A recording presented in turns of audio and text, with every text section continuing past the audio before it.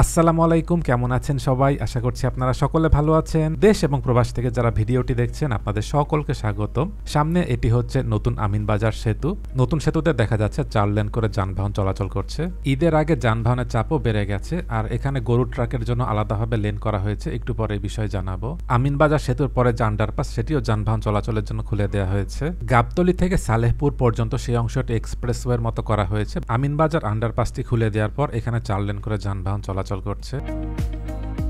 এটি হচ্ছে গাবতলীর প্রান্ত। ডান পাশে গাবতলীতে গরুর হাট। গরুর হাটে দেখা যাচ্ছে পরিধি বেড়েছে, আর দেশের বিভিন্ন প্রান্ত থেকে এই হাটটিতে গরু আসছে। সামনে দেখা যাচ্ছে ট্রাকে করে সব গরু নিয়ে আসা হয়েছে।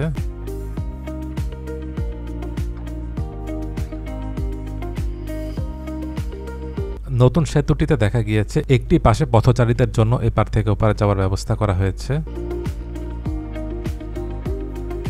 ঈদের আগে গাবতলী প্রান্তে দেখা যাচ্ছে যানবাহনের অনেক চাপ রয়েছে।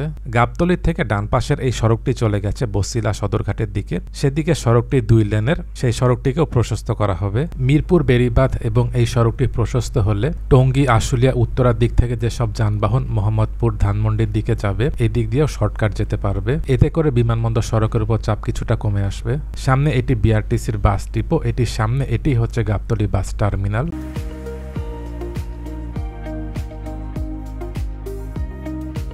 এই জায়গাটিতে একটি ওভারপাস দরকার, তাহলে আমিনবাজার সেতুর দিকে যেসব যানবাহন যাবে এখানে আর কোনো সিগন্যাল থাকবে না।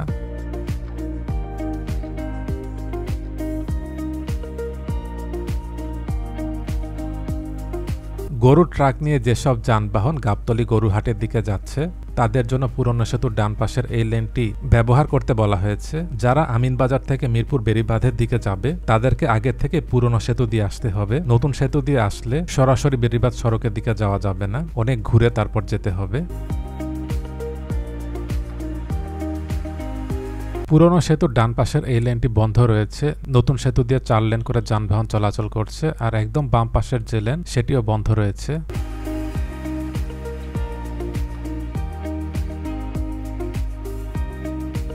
এখানে সেতুর বাম পাশে যে ডিজাইন করা হয়েছে ডান পাশের অংশ দেখা যাচ্ছে সেরকম ডিজাইনের কাজ চলছে।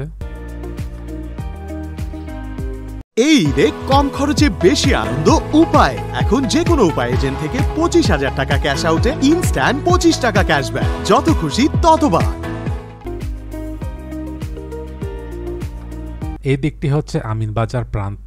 সামনে যে আন্ডারপাস সেটি দিয়ে এখন যানবাহন চলাচল করছে। আন্ডারপাসটি সড়কে দেখা যাচ্ছে কার্পেটিং করা হয়েছে, আর সড়কের মাঝখানে ডিভাইডার এবং দুপাশের যে বাউন্ডারি সেগুলোর ফিনিশিং এর কাজগুলো দেখা যাচ্ছে বাকি রয়েছে।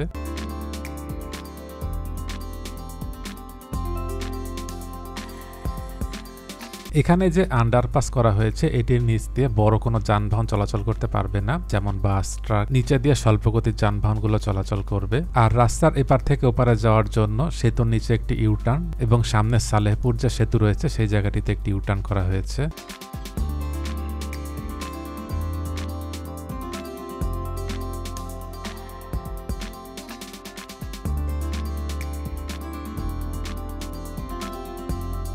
মূল সড়ক থেকে এই দুটি জায়গায় বর্তমানে সার্ভিস লেনে যাওয়া যাচ্ছে।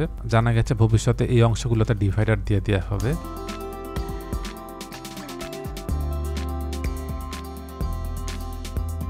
আন্ডারপাসটি খুলে দেওয়ার পর এই দুই অংশ দিয়েও যানবাহনগুলো চলাচল করছে। আগে একটি পাশ দিয়ে চলাচল করত, আর দুপাশে হচ্ছে সার্ভিস লেন।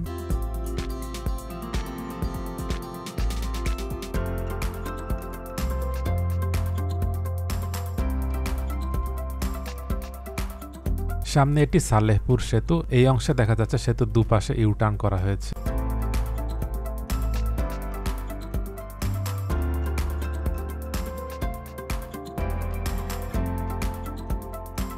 এখান থেকে সড়কের বাকি অংশটি 4 লেনের। সামনের দিকটি চলে গেছে হেমায়েতপুর, নবীনগর।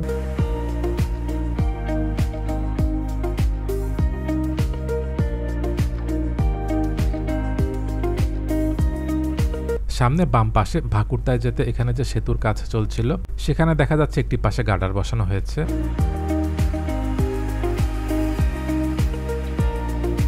ভিডিওটি কেমন লাগলো কমেন্ট করে জানাবেন। ভালো লেগে থাকলে লাইক এবং শেয়ার করে অন্যদেরকেও দেখার সুযোগ করে দেবেন। দেশ এবং প্রবাস থেকে যারা ভিডিওটি দেখলেন আপনাদের সকলকে অসংখ্য ধন্যবাদ।